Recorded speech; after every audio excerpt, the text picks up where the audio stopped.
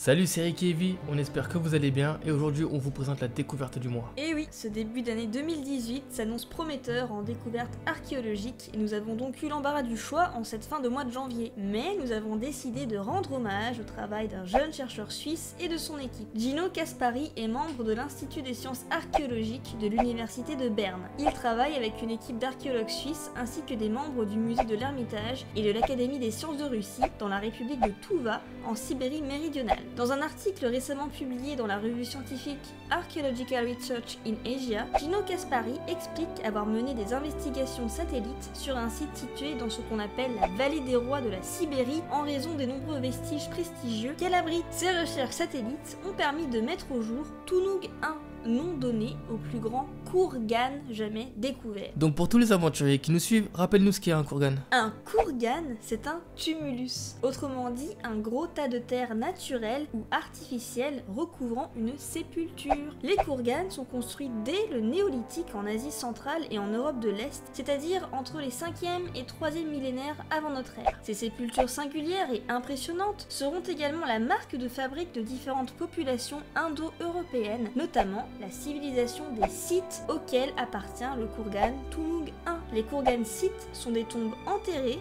construites en bois ou en pierre, pouvant compter jusqu'à plusieurs chambres funéraires et recouvertes donc par un tumulus. Mais du coup les Scythes, ils vivaient à quelle époque? Les Scythes sont une civilisation fascinante. D'origine indo-européenne et parlant des langues iraniennes, ils sont majoritairement nomades et peuplent l'ancienne Scythie, autrement dit une très vaste région englobant les vastes steppes de l'Eurasie centrale. Grands guerriers, l'apogée de leur civilisation se situe entre environ 900 et 200 avant notre ère. Et donc qu'est-ce qu'on a découvert dans cette tombe, dans ce kurgan? En raison des températures extrêmes en Sibérie en hiver, il peut quand même chuter jusqu'à moins 50 degrés, il faudra attendre le printemps pour que la fonte des glaces permette d'entreprendre des fouilles archéologiques et découvrir si cet immense tombeau renferme des trésors nous informant encore un peu plus sur cette incroyable civilisation. Encore un peu de patience donc, et à très bientôt pour de nouvelles aventures.